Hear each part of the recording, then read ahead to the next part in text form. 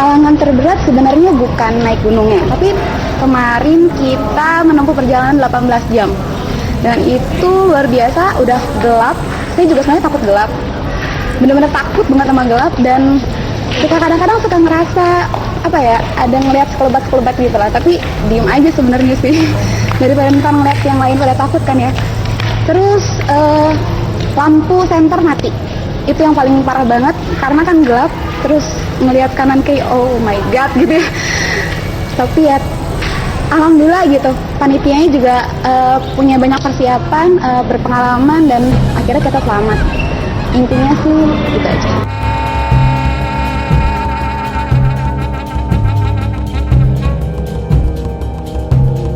Untuk mengawali penyalahgunaan kita berdoa masing-masing supaya diberi keselamatan.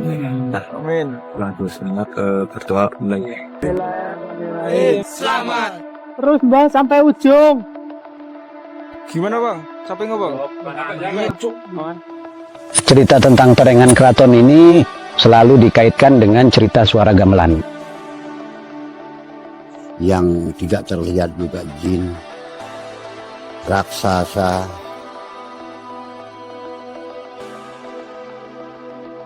Tahun 2010 ini kami dari tim Surabaya Outdoor Club kembali mengadakan kegiatan naik gunung yang beberapa tahun lalu terakhir kali kami selenggarakan.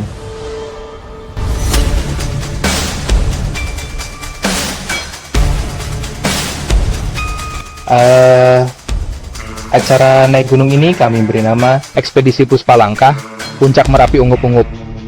Adapun tujuan kegiatan naik gunung ini, kami ingin memecahkan misteri tentang mitos suara gamelan di Torengan Keraton yang kami dengar ceritanya dari warga saat pendakian tahun 2008 lalu, serta kejadian kesurupan yang menimpa tim KKN Untak Wangi sekitar beberapa bulan sebelumnya.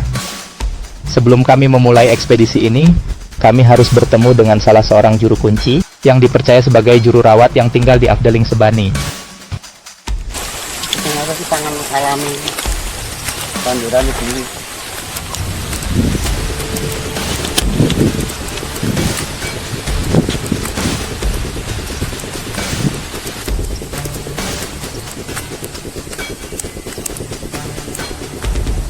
Kowe melu munggah rono apa mandek kene bae. Iya hati-hati munggah. Halo, tuh aja mana lah. Ini hampir lebat sekali. Manfaatnya besar sekali. Tiap tahun sekali itu semua masyarakat tiap-tiap takat itu harus membuat sesaji ke hutan. Masyarakat melihat hutan itu dianggap bahwa hutan itu mempunyai kekuatan yang aneh, artinya mempunyai kekuatan yang gaib. Nanti kalau merusak hutan dia akan menerima kecelakaan atau bisa, atau ya paling rendah itu sulit untuk mencari ekonomi. Semacam inilah yang dikatakan kearifan lokal.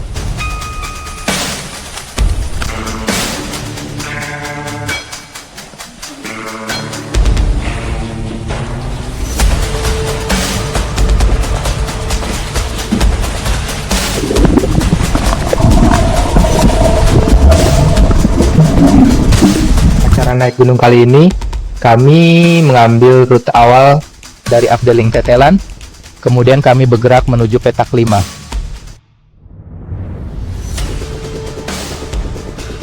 Di kawasan seluas 220 km persegi ini terdapat sekitar 22 gunung dan bukit dengan keindahan alam serta keunikan budaya dan kehidupan masyarakatnya yang menarik untuk dijelajahi.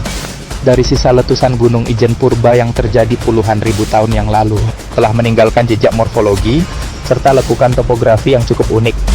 Dari salah satu puluhan gunung yang berbentuk kerucut konikal dan lengkung sinusoid, berdiri megah Gunung Merapi Ungup-Ungup yang menjulang di balik rimbun pepohonan hijau. Topografi tebing berundak yang menjulang dan berlereng curam menghias sebagian kawasan yang berbatasan langsung dengan pemukiman. Sebuah batasan pematang pegunungan yang tersusun oleh batuan klastika terbentuk dari sisa pembekuan aktivitas vulkanik Gunung Berapi Purba yang di bawah permukaan tanahnya telah berkembang sistem jurang vertikal yang berongga yang membentuk dinding tebing alam bernama Perengan. Dari bentuknya yang menjulang dan sulit untuk dijangkau telah berkembang berbagai mitos yang bernuansa mistis, dan dari sanalah sebuah ekspedisi kami rencanakan untuk membedah persepsi yang selama ini selalu menjadi misteri.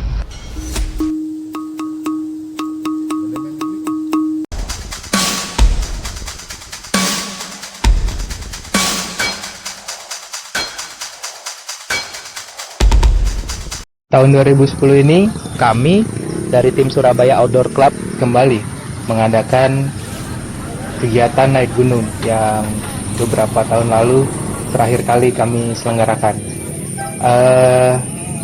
Acara naik gunung ini kami beri nama Ekspedisi Puspalangkah Puncak Merapi Ungup-Ungup. Adapun tujuan kegiatan naik gunung ini, kami ingin memecahkan misteri tentang mitos suara gamelan di Perengan Keraton yang kami dengar ceritanya dari warga saat pendakian tahun 2008 lalu. Selain itu, kegiatan naik gunung kali ini yaitu untuk memperkenalkan kegiatan asrama Seberang Rahman Hakim dan juga khususnya untuk mengakrabkan hubungan antar sesama penghuni asrama. Setelah sampai di Gombeng Sari, kami berkoordinasi dengan tim Rapi untuk meminta bantuan komunikasi radio, mengingat daerah yang akan kami eksplorasi kali ini berada di kawasan yang susah sinyal, serta untuk memudahkan monitoring posisi.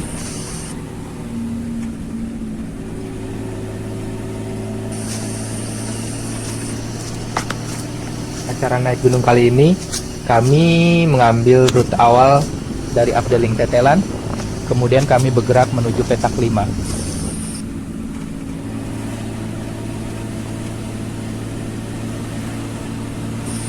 Kita berangkat pada siang hari sekitar pukul 2, kemudian kita sampai di puncak Merapi Ungup-Ungup sekitar pukul 9 malam.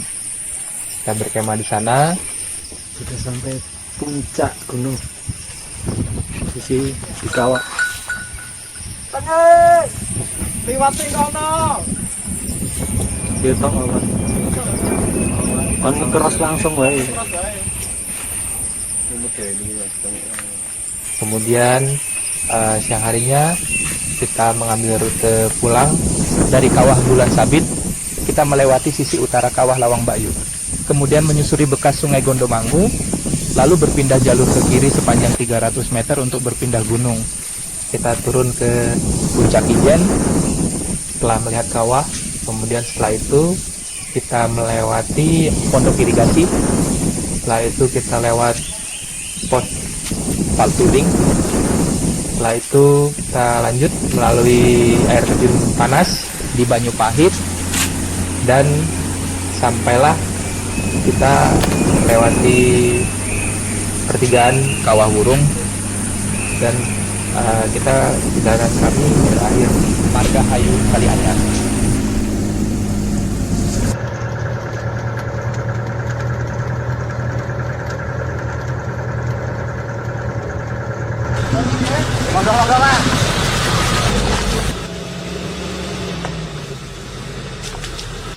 Alhamdulillah ditahan hujan selama 2 jam.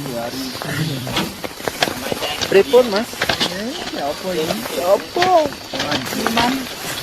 Hari ini Dengan seduhan mie panas. Dawol. Hei, kacau sekarang saudara, kacau. Waduh, hujannya bikin kacau. Itu dia.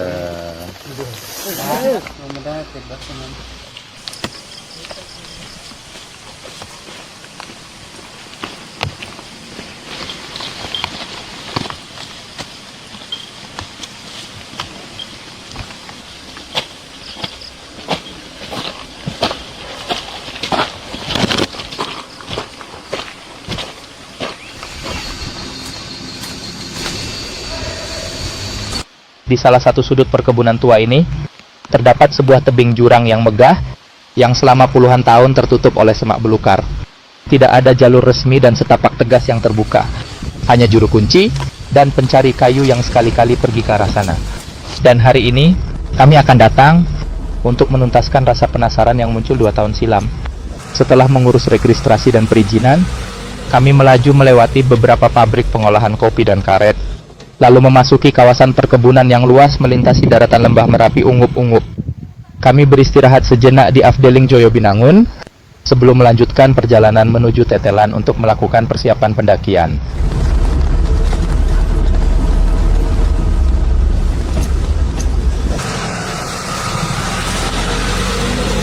Berbagai persiapan matang termasuk tryout dan pelatihan panjat tebing telah kami lakukan secara gabungan di beberapa kampus sebelum kami memulai perjalanan.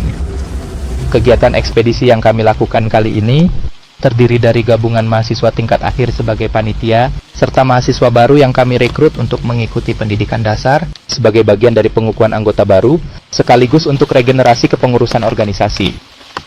Hari ini, kami bersama warga sekitar kembali mencoba membuka jalur tebing yang selama ini dikenal dengan nama Perengan Keraton. Sebuah tempat yang jarang dijamah, yang berdiri tepat di atas jurang dalam dan memotong lebat hutan di bawahnya. Kedatangan kami disambut hangat oleh warga yang tinggal di sana, yang akan membantu kami untuk membuka jalan menuju Perengan. Setelah beramah-tamah dan beristirahat sejenak, kami berjalan bersama melintasi perkebunan melewati semak menurun yang mengarah ke jurang keraton untuk monitoring dan observasi medan. Perjalanan menuju tebing bukanlah jalur biasa. Kami harus menebas semak dan rumpun bambu yang menutup jalur ke atas di antara celah-celah batu.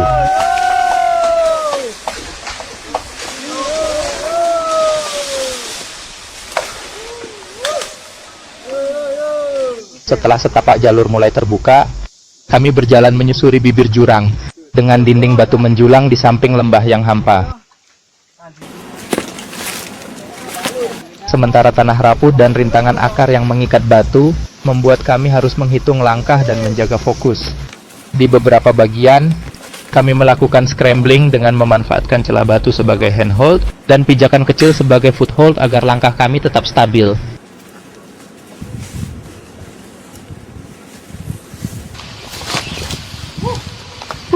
Pak, rombongan dari mana, Pak? Suro jancuk, Rek. Surabaya, Surabaya. Surabaya, Rek. Surabaya. Rapat belukar kembali menutup hampir sebagian besar jalur saat tim bergerak perlahan untuk menjaga titik tumpu di medan berbatu yang semakin sulit. Di depan kami, sebuah exposed traverse dengan lintasan sempit di antara tebing dan jurang, memaksa kami untuk bergerak dengan fokus penuh kewaspadaan. Kami berhenti sejenak di sebuah belay stance kecil dengan jurang dalam yang terlihat terbuka tepat di bawah kaki kami. Tiada hari tanpa hancur-hancuran. Gas, Pol! Gas! Gas, Cuk! Pol! Pol!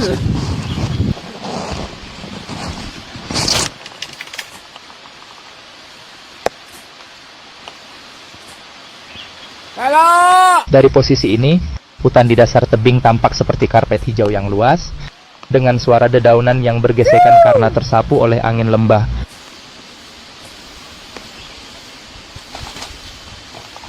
Setelah approach track melewati ladang dan hutan bambu, kami harus mencari jalur scramble yang naik mengikuti kontur bukit. Saat kemiringan medan telah melebihi 60 derajat, teknik descending diperlukan untuk menuruni jalur yang terjal di sisi tebing vertikal.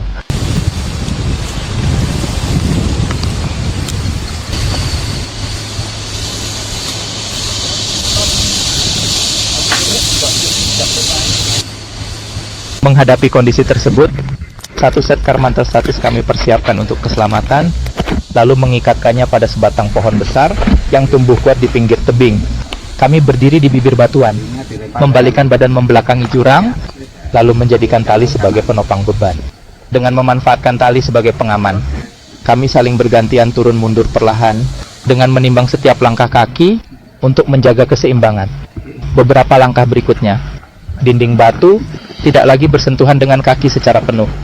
Pada kondisi itu, bentang tali semakin menegang. Ketika posisi free hanging descent membuat tubuh menggantung saat kaki sedang berusaha mencoba mencari pijakan. Turun. Turun. Kanan. Oke, sip. Terus turun. Oke, turun lagi. Nah, orang mati. Kok, beta. Ayo turun. Turun. Turun.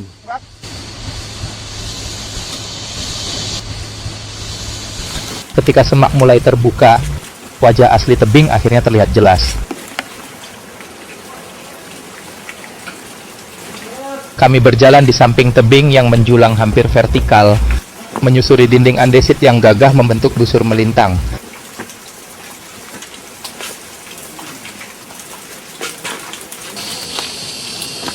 Ya Pak Rek, semangat Rek. Semangat yo.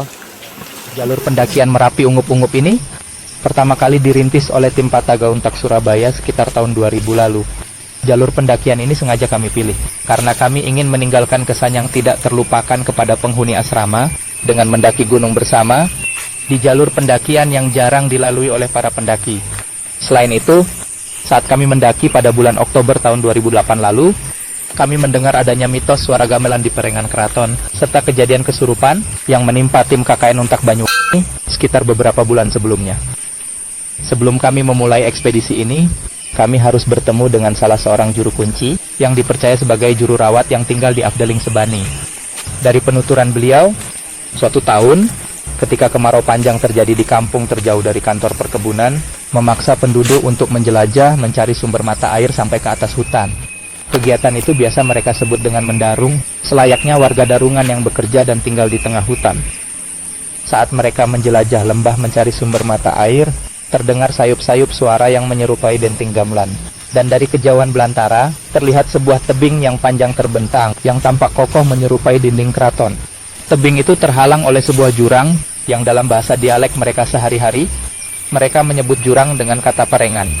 Namun, meski terdapat sumber mata air yang tertampung di cekungan tebing, mereka tidak mengambil air dari sumber mata air tersebut, karena suasananya yang mistis, serta jalurnya yang sulit untuk dilewati. Kami berjalan menurun perlahan ke dasar jurang, menembus semak setapak yang telah tertutup oleh vegetasi yang rapat. Setelah itu, di depan kami, terhampar dinding tebing vertikal yang megah, yang terbentuk karena proses geologi internal dan eksternal, dari aktivitas tektonik dan vulkanik Gunung Ijen Purba yang telah berlangsung lama. Sementara itu, proses infiltrasi air hujan yang menembus batuan tebing, tampak terkumpul pada sebuah cekungan batuan yang berada di dasar jurang. Meski terlihat kurang terawat, setiap tahunnya upacara ruat selalu diadakan sebagai simbol pelestarian alam di sekitar kawasan hutan. Itu hampir lebat sekali, mata airnya besar sekali. Setiap tahun sekali itu semua masyarakat tiap-tiap takat itu harus membuat stasi ke hutan. Masyarakat melihat hutan itu dianggap bahwa hutan itu mempunyai kekuatan yang aneh. Artinya mempunyai kekuatan yang gaib. Nanti kalau merusak hutan, dia akan menerima kecelakaan atau berdosa, atau ya paling rendah itu sulit untuk mencari ekonomi. Semacam inilah yang dikatakan kearifan lokal. Untuk mendapatkan jawaban dari semua misteri tersebut, kami harus mencari lembah yang sempit di antara dua gunung, yang lokasinya tidak terlalu jauh dan berhadapan langsung dengan Perengan Keraton. Berbekal peta topografi yang kami gunakan sebagai acuan, kami memilih Hulu Keraton Gondomanggu sebagai tempat pengamatan. Dan dari hasil diskusi dan analisa yang kami dapatkan, kami berkesimpulan bahwa refraksi dan refleksi suara dari jarak jauh dapat terdengar keras akibat kondisi atmosfer angin yang membawa suara dari pedesaan sekitar melintasi lembah dan terpantul oleh pepohonan padat saat kabut bersuhu dingin merambatkan suara melalui permukaan tanah. Sehingga sayup-sayup suara terdengar lebih jelas dan terdistorsi seperti alunan suara gamelan. Selain itu, cekungan di antara tebing Perengan Keraton yang terbentuk seperti mangkok raksasa membentuk ruang resonansi yang dapat memperkuat gelombang frekuensi yang berasal dari sumber suara di sekitarnya. Suara itu akan semakin jelas terdengar karena inversi suhu dingin dari atas kawah yang terperangkap di dalam cekungan karena suhu udaranya yang lebih hangat, lalu terpantul oleh dinding tebing Perengan Keraton dan menyebar ke atas. Dari hasil pengamatan peta geospasial yang kami amati sewaktu kembali ke Surabaya waktu lalu, kami mendapati adanya titik hulu di puncak Gunung Merapi Ungup-Ungup yang menghubungkan antara lereng Gunung Ijen dengan Kawah Bulan Sabit. Dari lereng hulu tersebut, aliran kemudian mengarah ke Curamacan yang berada tepat di atas Perengan Keraton. Pada malam hari, fenomena katabatik akan menyebabkan kondisi tanah di lembah tebing cenderung menjadi lebih lembab, dan sebaliknya, Pada siang hari, fenomena kondensasi akan menghasilkan kabut yang menyelimuti lembah, serta vegetasi yang rapat di sekeliling tebing menyebabkan paparan matahari ke dasar lembah menjadi terhalang, sehingga hujan dan kabut lebih sering terjadi di perenggan keraton sekalipun kondisi sekitarnya terlihat lebih cerah. Fenomena proses meteorologis di atas disebut dengan istilah hujan orografis yang terjadi karena perbedaan elevasi.